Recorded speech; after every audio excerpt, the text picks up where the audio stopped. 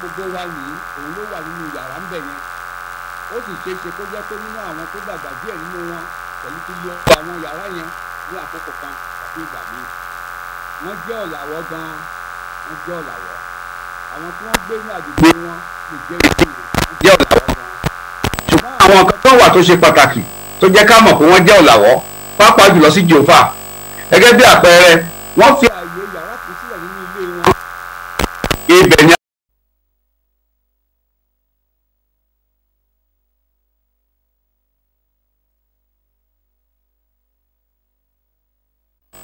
rí pé ọ̀làwọ́ ni wọ́n láwọ́ sáwọn èèyàn wọ́n láwọ́ sáwọn mọ̀lẹ́bí wọ́n láwọ́ sáwọn ará wọ́n sì láwọ́ sí Jèhófà ọba aláṣẹ ayé òun ọ̀run. wọ́n jẹ́ ẹni tẹ̀mí gan-an èdè ni pé àwọn ẹsẹ̀ bèlè pàtó kan wà tí wọ́n máa ń sọ̀rọ̀ nípa ẹ̀ ní gbogbo ìgbà tí wọ́n sì máa ń fi sọ́kàn. ẹ jẹ́ kí n sọ díẹ̀ nínú ẹ̀ fún yín. ìwé Mátíù orí 24 ẹsẹ̀ 40 sẹ́sẹ̀ 40 àti Lúùkù orí 17 ẹsẹ̀ 24 àti 25. àwọn bíbélì orí bíbélì méjì àti àwọn ẹsẹ̀ wọ̀nyí sọ̀rọ̀ nípa yíyan àwọn èèyàn fún ìyè tí kò ní pẹ̀kun.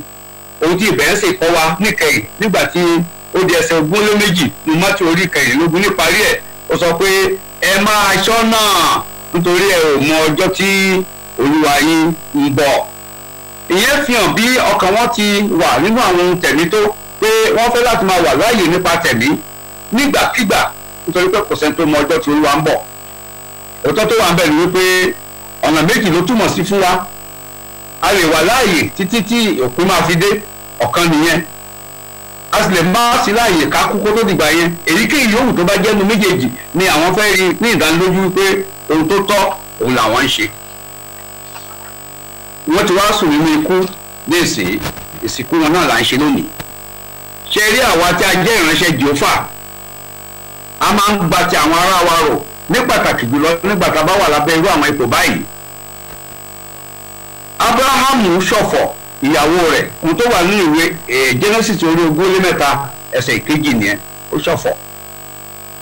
ní àkókò tá a wà yìí náà pẹ̀lú àwọn tí wọ́n jẹ́ mọ̀lẹ́bí arákùnrin wa tó sùn ní ikú tá à ń ṣèsìnkú ẹ̀ yìí àwọn náà ń ṣọ̀fọ̀ nítorí ẹni wọn tí wọ́n sọnù sí ọwọ́ ikú. kí ni ojúṣe wa gẹ́gẹ́ bí ìránṣẹ́ Jèhófà láòkò yìí? ojúṣe wa ni wípé ká súnmọ́ wọn ká gbá wọn mọ́ra ká fún wọn níṣìírí ká má ṣe fi wọ́n sílẹ̀ nígbà kan. ìyẹn ló máa ràn wá lọ́wọ́ ìyẹn ló sì máa ran àwọn náà lọ́wọ́. ṣé rí Jèhófà Ọlọ́run fúnra rẹ̀ máa ń káàánú nígbà táwọn èèyàn bá kú. kí ló dé? ó mọ̀ pé tí wọ́n bá ti kú wọn ṣe nǹkan mọ́ nìyẹn àyàfi tí ó bá di ọjọ́ iwájú nígbà tí àwọn ìlérí rẹ̀ bá wá sí ìmúṣẹ. nítorí ẹ̀ àwa náà fẹ́ ṣe ohun kan náà.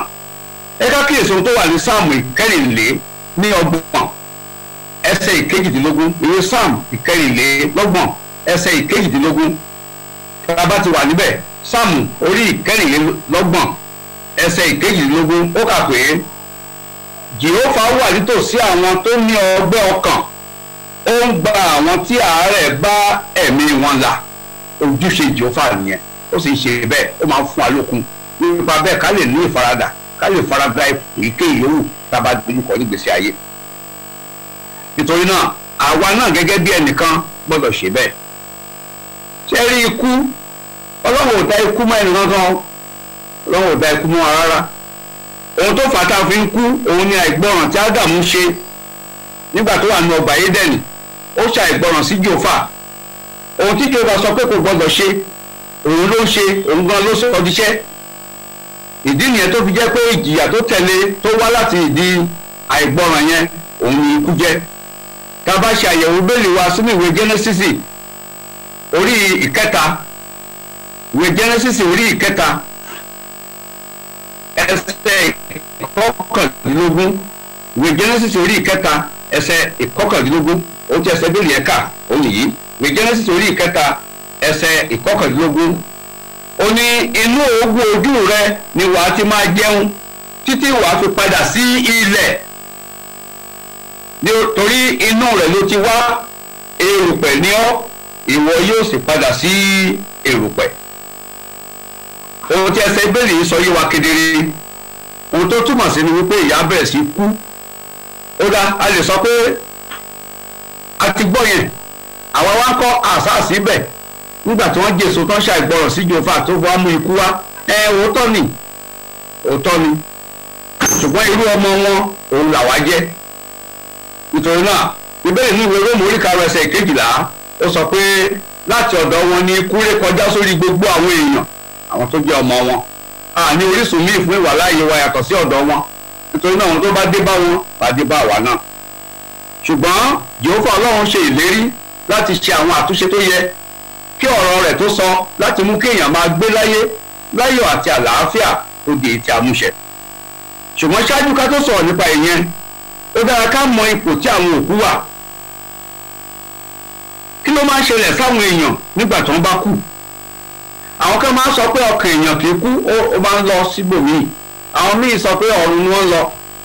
àwọn míì sọ pé wọ́n tún bí wọn dínì ẹ̀tàn fi sọ Babátúndé àti Ìyábọ̀. ṣùgbọ́n síbẹ̀ ṣé òtítọ́ ni gbogbo ìyẹn ni? nígbà tá a bá ṣàyẹ̀wò sínú ìwé mímọ́ ó hàn gbangba wípé ipò tí àwọn òkú wà ó ṣe kedere. ìwé oníwàásù orí ìkẹsàn-án ẹsẹ̀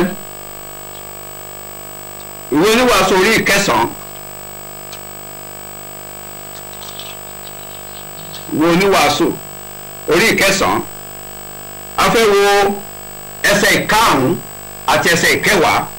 ó kà pé nítorí àwọn alààyè mọ̀ pé àwọn máa kú àmọ́ àwọn òkú kò mọ nǹkan kan rárá wọn kò sì ní èrè kankan mọ́ nítorí pé wọ́n ti di ẹni ìgbàgbé. ẹsẹ̀ 10 ohunkóhun tí ọwọ́ rẹ bá rí láti ṣe fi gbogbo agbára rẹ ṣe é nítorí pé kò sí iṣẹ́ tàbí èrò tàbí ìmọ̀ tàbí ọgbọ́n nínú ìsà òkú ibi tí ìwọ ń lọ. ẹsẹ̀ ìbéèrè ṣe kedere àbẹ́ẹ̀kọ́ ó ṣe kedere. àwọn òkú ò mọ nǹkan kan wọn sí láàyè mọ́ nítorí náà wọn lè sí ibì kankan wọn lè sí lọ́run wọn lè jẹ́ níta bí sí ayé padà wọn lè bá wọn pàdé nílùú ibì kankan rárá wọ́n ti di aláìsí. ṣé ẹ rí nínú ìgbésí ayé wa yìí àwọn ọkùnrin méjì kan ti gbé ayé rí. àwọn ọkùnrin méjèèjì yẹn gbé ayé wọ́n kú wọ́n sì jíǹde. ṣùgbọ́n àkókò tí wọ́n lò nínú ipò òkú ó pọ̀ tó fún wọn láti ṣàlàyé fún wa ohun tó ń ṣẹlẹ̀ sí èèyàn téèyàn bá kú. ṣùgbọ́n ohun tó yani lẹ́nu ni wípé ńgbà tán padà dé tá a jí wọn dìde wọ́n sọ nǹkan kan. àwọn ẹni méjì yẹn ẹ̀yin náà mọ̀ wọ́n Jésù Kristi àti Lásárù. Lásárù kú fún ọjọ́ 4. téèyàn bá ṣàlejò síbì kan fún ọjọ́ 4 tó bá padà dé ṣé tó bá béèrè lọ́wọ́ ẹ̀ pé báwo níbi tó lọ sí ṣé kò yẹ kó rí nǹkan kan sọ ni kó rí nǹkan sọ. ṣùgbọ́n Lásárù sọ kankan kò sí àkọsílẹ̀ nǹkan ní Bíbélì ó sọ fún wa pé Lásárù sọ pé báyìí ibi báyìí ni mo wà ní àwọn ọjọ́ 4 wọ̀nyẹn. Jésù pẹ̀lú kú fún ọjọ́ 3 ó jíǹde. àjíǹde ẹ̀ kò gbé lọ sọ́run lójú ẹsẹ̀ nítorí náà ó wà láyé fún odidi 40 ọjọ́ lẹ́yìn ìgbà tí ó ti jíǹde. nítorí náà tó bá jẹ́ pé ó ti rìnrìn àjò lọ síbì kan ní àwọn ọjọ́ 3 wọ̀nyẹn ó yẹ kó lè ṣàlàyé fún àwọn àkókò wọ̀nyẹn fún àwọn ọmọ ẹ̀yìn rẹ̀ pé ibi tí mo rìn dé nìyí nǹkan tí mo rí rè. àwọn méjì ẹ̀ ò sọ ohunkóhun fún ẹnikẹ́ni. ìyẹn ló fi ìdí òótọ́ yẹn múlẹ̀ níhìn pé àwọn tí wọ́n bá ti kú wọn ò mọ nǹkan. àwọn kan sọ pé ọkàn máa ń lọ bì kan rárá. ohun tá à ń pè ní ọkàn òun ní odidi èèyàn kan. nítorí ìgbà tí Ọlọ́run ní èémí ìyè sí ìhò imú èèyàn ìgbà yẹn ní èèyàn di alààyè ọkàn. tó bá sì kú ńbẹ̀ ọkàn yẹn náà ló kú yẹn kì í ṣe pé nǹkan kan wà ní kú èèyàn tó máa jáde tó máa lọ dúró wọn ò ní tọ̀hún rárá kò rí bẹ́ẹ̀. ṣùgbọ́n a dúpẹ́ lọ́wọ́ Jèhófà pé Jèhófà pèsè àǹfààní àjíǹde fún gbogbo àwọn wọn lè tí òun fẹ́. nígbà tí Jésù wá sáyé ní Mátíù orí 20 ẹsẹ̀ 21 wé Mátíù orí 20 ẹsẹ̀ 21 ohun tí Jésù sọ rèé. ó ní gẹ́gẹ́ bí ọmọ ènìyàn ò ṣe wá ká lè ṣe ìránṣẹ́ fún àmọ́ kó lè ṣe ìránṣẹ́ kó sì fi ẹ̀mí rẹ̀ ṣe ìràpadà ní pàṣípààrọ̀ fún ọ̀pọ̀lọpọ̀ èèyàn.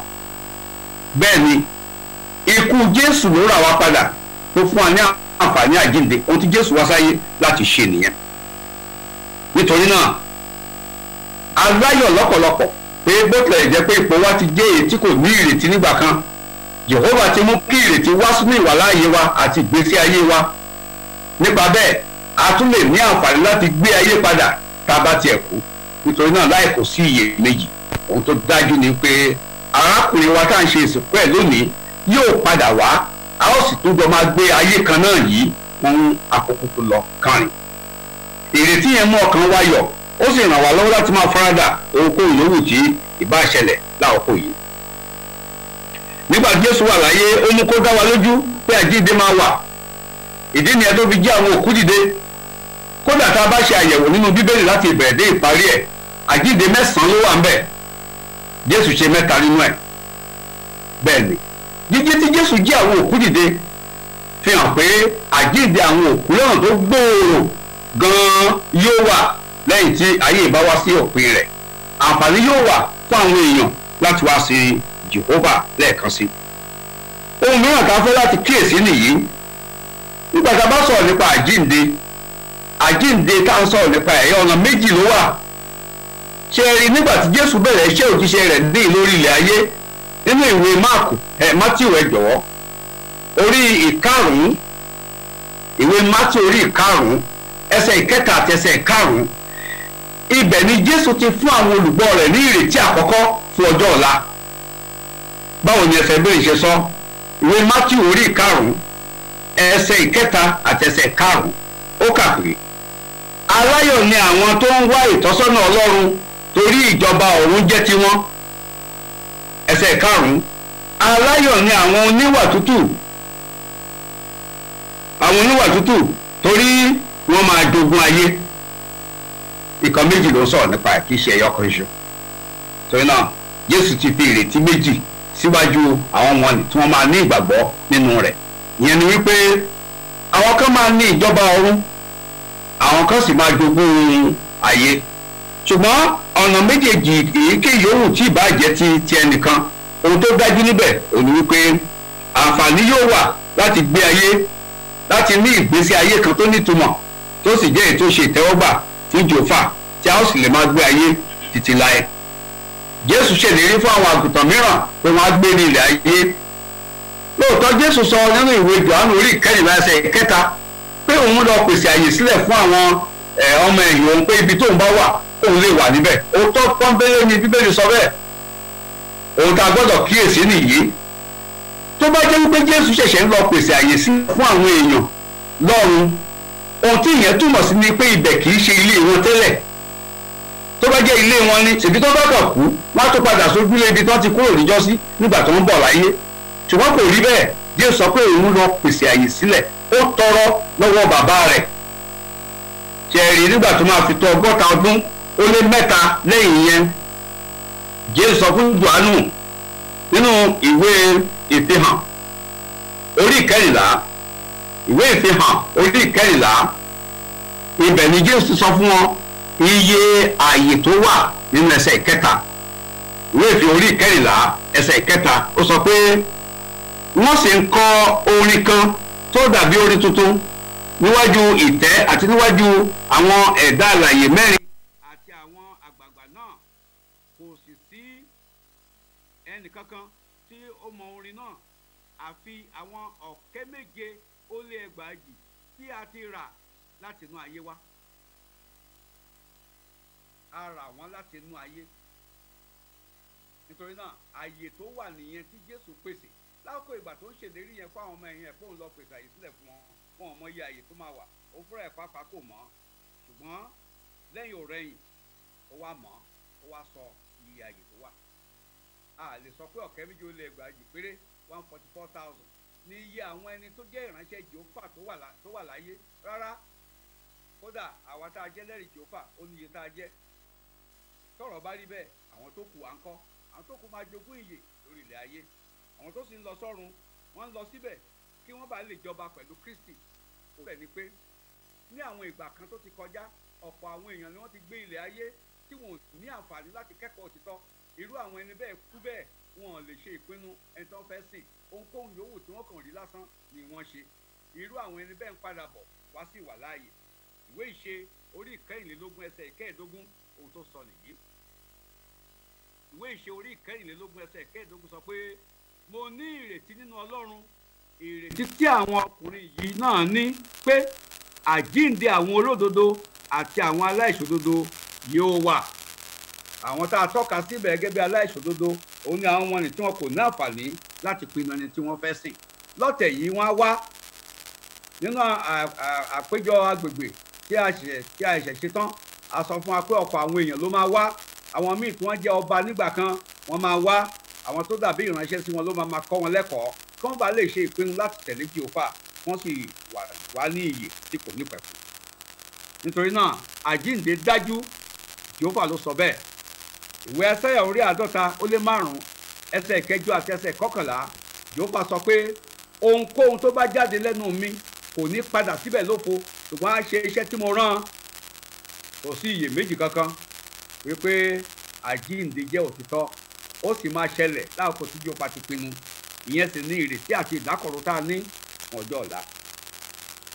Àwa tá a wá wà níbi ìsìnkú yìí, kí ni dé tá a fi wà níbí? Ṣé a wá ṣe àjọyọ̀ ni? Rárá o, a wá kẹ́dùn pẹ̀lú àwọn wọn tí wọ́n jẹ́ mọ̀lẹ́bí ẹni tó ṣaláìsí.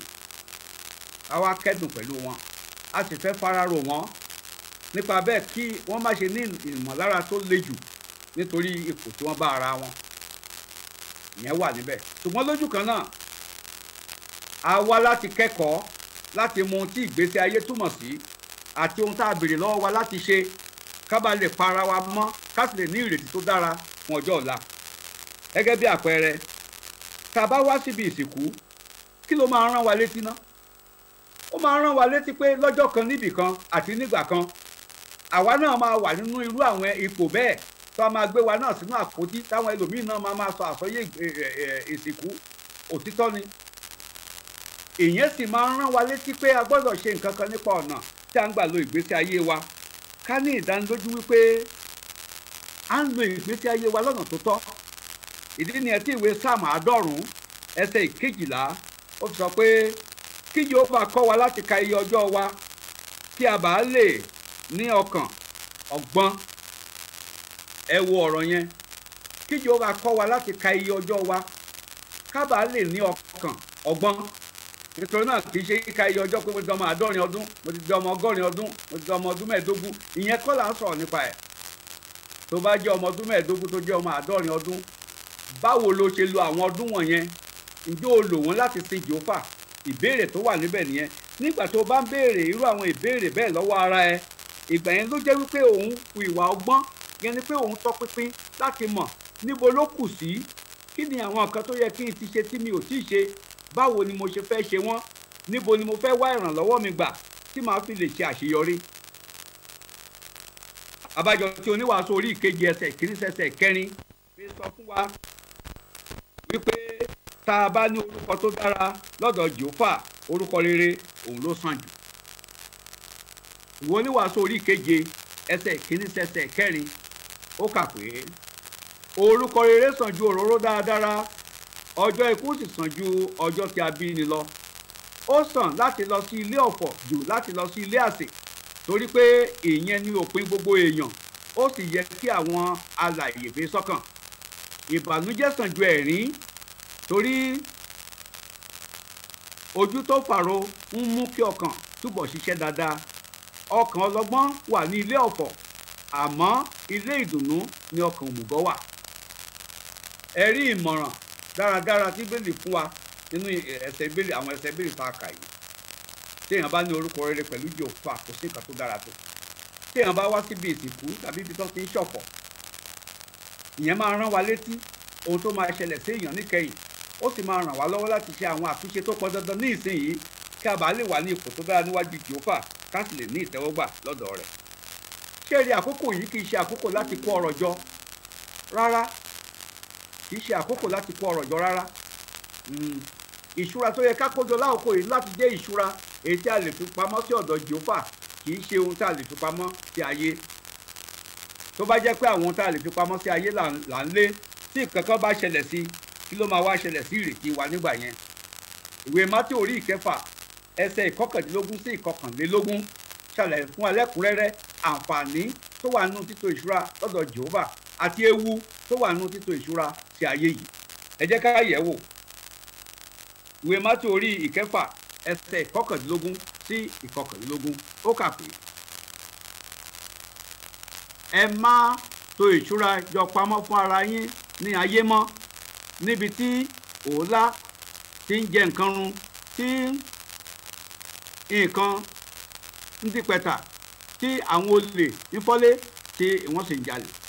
Kàkà bẹ́ẹ̀, ẹ tò ìṣúra pamọ́ fún ara yín ní ọ̀run, níbi tí òólá kò ti ní jẹ nǹkan run, tí nǹkan ò ti lè dípẹ̀tà, tí àwọn olè kò sì lè fọ́lé, tí wọ́n sì jalè. Ẹsẹ̀ 21 torí ibi tí ìṣúra yín bá wà, ibẹ̀ ni ọkàn yín náà máa wà. Àti rí kókó yẹn. Nítòótọ́ gan, ẹni tó tò nǹkan jọ sáyé kò ní ìdánilójú nípa ẹ̀.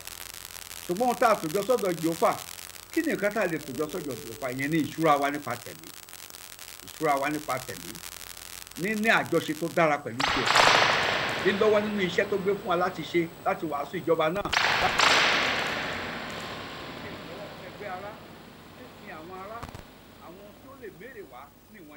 Fún àkókò yìí àti fún ọjọ́ ọ̀la. Tá a bá ní irú àwọn àjọṣe tó dára bẹ́ẹ̀ nínú iṣẹ́ ìsìn sí Jèhófà tá a sì ń hùwà rere, orúkọ wa ni ó máa wà lọ́dọ̀ Jèhófà, ó sì máa kọ sílẹ̀. Àwa náà á sì ní ìrètí tó dára fún ọjọ́ iwájú.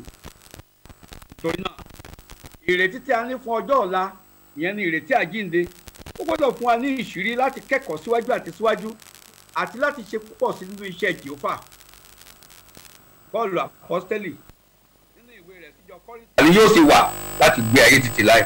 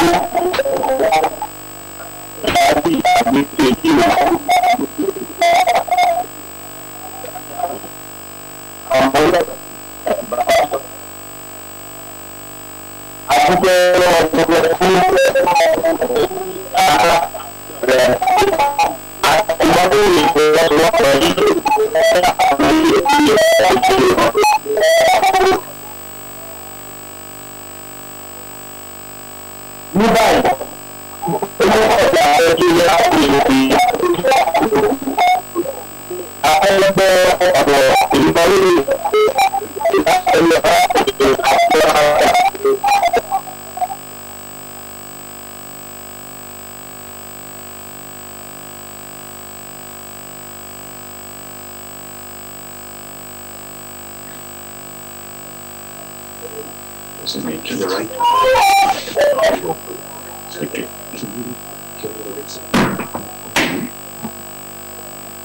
You're unmuted. So. Okay. He's muted now. No, when you go talk, you can talk.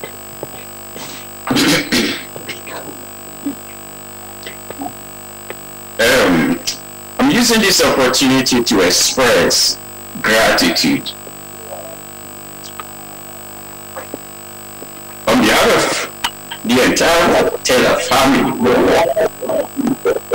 at home and abroad. We are very appreciative of your sacrifice. Your presence here shows love, considerable love, unfailing love.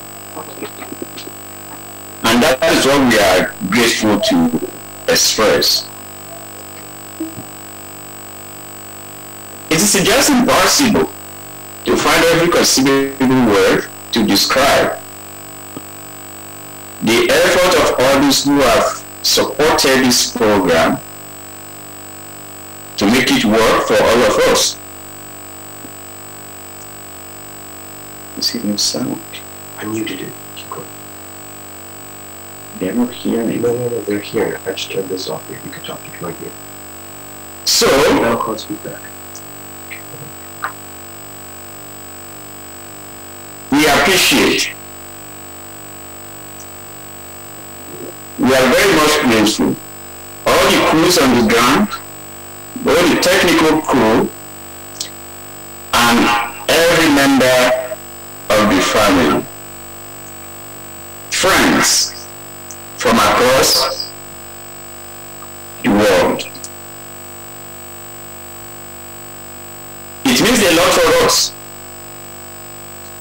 It means a lot. And it's also reinforcing our own faith. So we thank you very much. And it may be possible that we see, perhaps, the breakout room or not. But whatever it is, you can be sure that we appreciate everything that you have done for us today. And once again, I thank Brother Adofe for the excellent material. The delivery was very strange. Ní ṣókí ohun tí mo sọ ni wípé a dúpẹ́ lọ́wọ́ gbogbo ẹ̀yin ọ̀rẹ́ àti ará tí ẹ wá ẹ̀rọ bá wa kẹ́dùn. Nípa bẹ́ẹ̀ lórúkọ ìdílé Tẹ̀là nílé lóko àti lẹ́yìn odi. A dúpẹ́ púpọ̀. Kò ṣeé ṣe láti rí ọ̀rọ̀ mìíràn bí pé a dúpẹ́ lọ. Nítorí pé ẹ fi ìfẹ́ tí kì í yẹ̀ ó lẹ́ fi hàn sí wa ní àkókò yìí. A sì mọ rírì ẹ lọ́pọ̀lọpọ̀. Bó bá ṣe ṣeé ṣe tó, a lè ríra.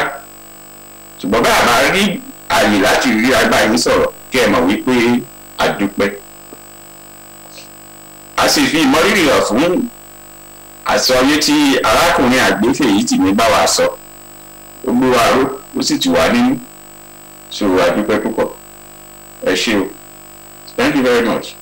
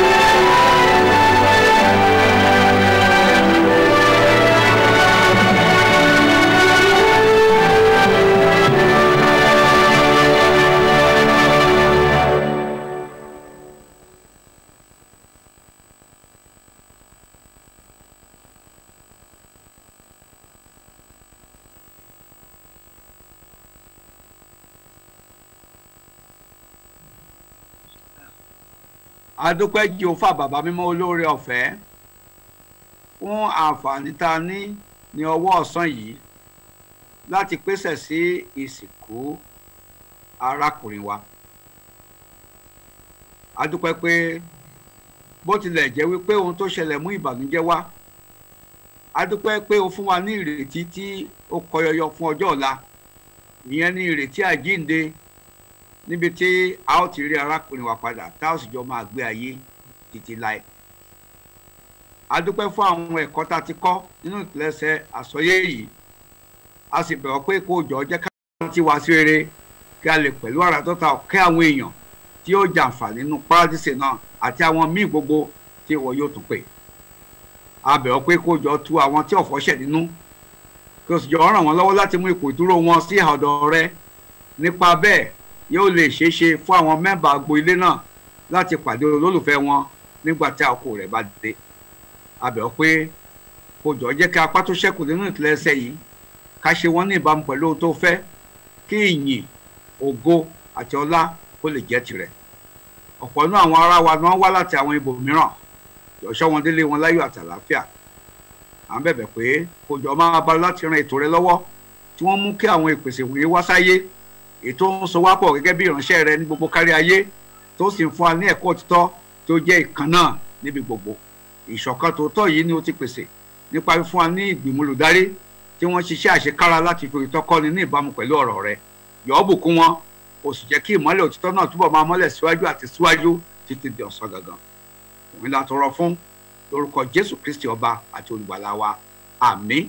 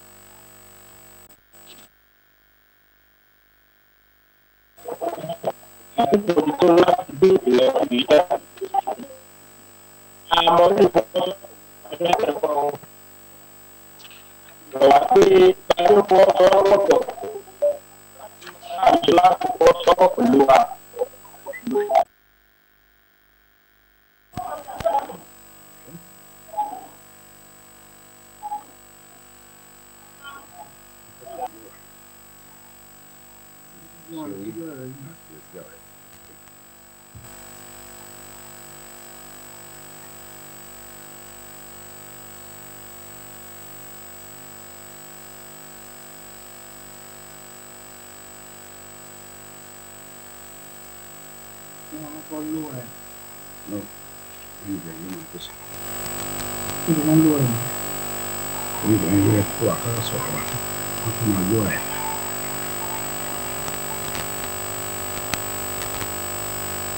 Okay, we should go away.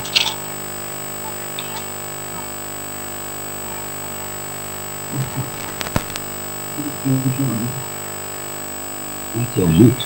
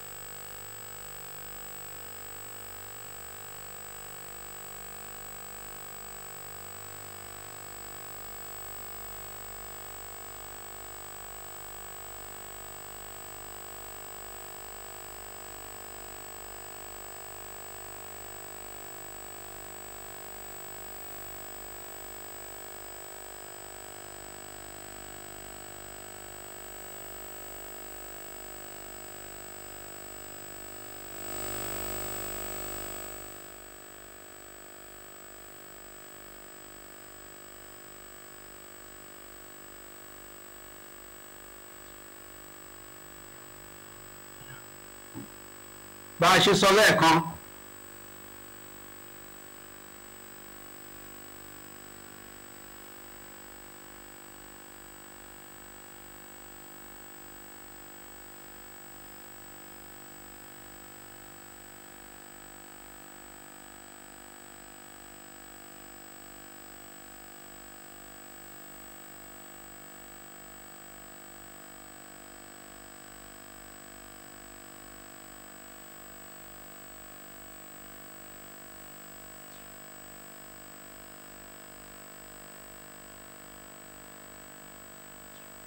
All right.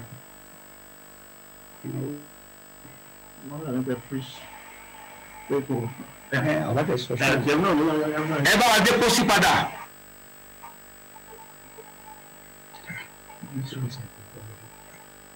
It's working now.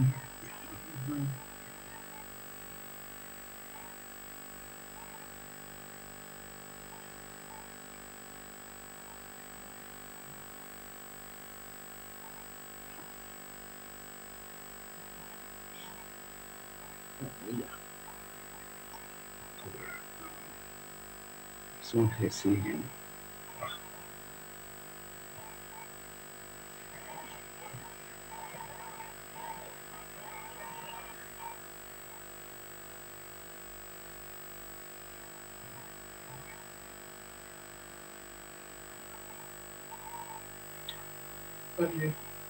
Ẹ̀wọ̀n ti dé. Gẹ́gẹ́ bá a ṣe sọ lẹ́ẹ̀kan nígbà tí a ń sọ àsọyé ìdánilójú wà pé ohun tí ìjọba Ọlọ́run máa ṣe fún aráyé ohun ti wà ìyẹn ni pé Jèhófà máa jí àwọn òkú dìde wọ́n á sì ní àǹfààní láti gbé ayé títí láé. Bíbélì nínú ìwé Ìfihàn orí 21 ẹsẹ̀ ìkẹrin fún wa ní ìlérí àgbàyanu pé èèyàn ò ní kú mọ́. Ó kà pé ó máa nu gbogbo omijé kúrò ní ojú wọn, ikú ò ní sí mọ́, kò ní sí ọ̀fọ̀ tàbí ẹkún tàbí ìrora mọ́, àwọn nǹkan àtijọ́ ti kọjá lọ. Àwọn tá a kà wọ̀nyí ọ̀run kọ́ ló ti ń ṣẹlẹ̀, ayé ló ti ń ṣẹlẹ̀. Tónú ayé ni a máa gbé tó pọ̀ jù nínú àwọn èèyàn tó ń jẹ́ ìránṣẹ́ Jèhófà yóò gbé ní ilẹ̀ ayé. Àwọn ìrètí tá a ní yìí ó gbájú fún ọjọ́ ọ̀la. Ẹ wo bí a ṣe sọ nínú ìwé Jóòbù orí 14 ẹsẹ̀ 14 àti ẹsẹ̀ 15. Ìwé Jóòbù orí 14 ẹsẹ̀ 14 àti ẹsẹ̀ 15 ó kà pé tí èèyàn bá kú ṣé ó tún lè wà láàyè, màá dúró jálẹ̀ gbogbo ọjọ́ tó pọn dandan pé kí n lò títí ìtura mi ti máa. Ẹsẹ̀ 15 ó máa pè màá sì dá a lóhùn, ó máa wù ọ́ gan-an láti rí iṣẹ́ ọwọ́ rẹ̀. Ẹsẹ̀ bẹ́ẹ̀lì ti kàn níṣó. Jèhófà máa pè àwọn tó kú wá jáde wọ́n sì ti dẹni tó wà láàyè lẹ́ẹ̀kan sí. Ìrètí ológo nìyẹn fún ọjọ́ ọ̀la. Ìgbà yẹn ni ọ̀rọ̀ tí àpọ́sẹ́lì Paul sọ nínú lẹ́tà rẹ̀ ìkíní sí ìjọ tó wà ní Kọ́ríńtì orí 15 ẹsẹ̀ 54 apá b títí dé 67 yóò wà ní ìmúṣẹ. Báwo ló ṣe kà? Ìwé Kọ́ríńtì kínní orí 15 ẹsẹ̀ 54 apá b ó kà pé ìgbà náà ni ọ̀rọ̀ tó ti wà lákọsílẹ̀ máa ṣe pé a ti gbé ikú mì títí láé. Ikú ìṣẹ́gun rẹ̀ dà? Ikú oró rẹ̀ dà? Ẹ̀ṣẹ̀ ni oró tó mú ikú wá. Inú òfin sì ni agbára ẹ̀ṣẹ̀ ti ń wá. Àmọ́ ọpẹ́ ni fún Ọlọ́run nítorí ó ṣẹ́gun fún wa nípasẹ̀ Olúwa wa Jésù Kristi. Nítorí náà ó dájú wípé nípasẹ̀ ìrúbọ tí Jésù Kristi ṣe fún wa àǹfààní wà fún wa láti ṣe ìfẹ́ Jèhófà kí a sì dẹ tó rí ìyè tí kò ní pẹ̀kun gbà. A ní bẹ̀rù ikú rárá, a ṣe ìfẹ́ Jèhófà nítorí a mọ̀ pé lọ́jọ́ iwájú a ó ní àǹfààní láti jíǹde padà. Gbogbo àwọn tó ti kú wọ̀nyí yóò jáde wá, a ó sì ní àǹfààní láti máa bá láti kẹ́kọ̀ọ́ nípa Jèhófà, a ó sì lè gbé ayé wa ní ayọ̀ àti àlàáfíà. Láti mú ìtìlẹ́sẹ̀ wa wá sí ìparí yóò darapọ̀ tí a bá darapọ̀ nínú àdúrà. Ẹ jọ̀ọ́ ẹ jẹ́ ká gbàdúrà. Jèhófà bàbá mímọ́ olóore ọ̀fẹ́, a dúpẹ́ àyìn ológo pé Ọlọ́run wa ni ọ́. àti pé ó fún aláǹfààní láti mọ̀ ọ́ ó sì fún aláǹfààní láti máa bá ọ láti kẹ́kọ̀ọ́ lọ́dọ̀ rẹ a dúpẹ́ fún bíbélì ọ̀rọ̀ rẹ tó pèsè fún wa tó fún wa ní àwọn ọ̀rọ̀ ìtùnú àti ìrètí fún ọjọ́ ọ̀la a bẹ̀ ọ́ pé kó jọ tú àwọn ìdílé tẹ̀là nínú nípa bẹ́ẹ̀ kí wọ́n lè máa bá lọ láti máa fara dà á títí dé òpin yọ̀wọ́ pẹ̀lú ẹnì kọ̀ọ̀kan wa bí a ti ń padà lọ sílé wa jẹ́ ká dé láyọ̀ àti àlàáfíà yọ̀ọ́ ràn wá lọ́wọ́ láti máa bá lọ láti pa ìṣọ̀kan ẹ̀mí mọ́ nípa bẹ́ẹ̀ kí a lè máa ṣe ìfẹ́ rẹ jẹ́ ká lọ́wọ́ nínú iṣẹ́ tó fún wa láti wàásù àti láti sọ àwọn èèyàn di ọmọ ẹ̀yìn níran àwọn èèyàn lọ́wọ́ àwọn tó ní ọkàn fún ìyè tí kò ní pẹ̀kun kí wọ́n lè wá sínú ètò rẹ ṣáájú kí òkú tó dé a sì bẹ̀bẹ̀ pẹ̀lú pé kó wà pẹ̀lú ètò rẹ bí wọ́n ti ń darí wa ó sì jọ jẹ́ ká jẹ́ onígbọràn sí wọn ní tẹ̀lé àwọn àṣẹ àti ìlànà tó ń fi lélẹ̀ fún wa ní ìbámu pẹ̀lú ọ̀rọ̀ rẹ à ń bẹ̀ ọ́ pé kó jọ ṣàánú fún wa kó sì máa pèsè fún àwọn àníwọ̀ ojoojúmọ́ kó sì jẹ́ kí ìwọ̀nyí pẹ̀lú kó tẹ́ wa lọ́rùn ìwọ̀n ilé àtọrọ fún ìdáríjì àwọn àṣìṣe wa àti ìbùkún láti ọ̀dọ̀ rẹ lórúkọ Jésù Kristi ọba wa àmín.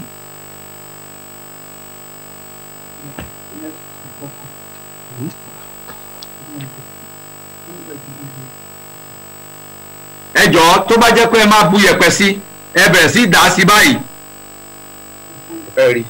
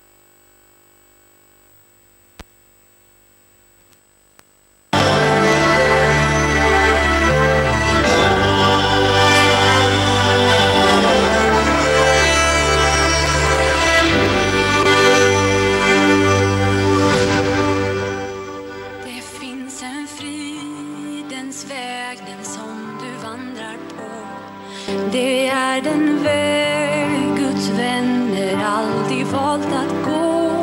Du slog ju in på den där sonens röst.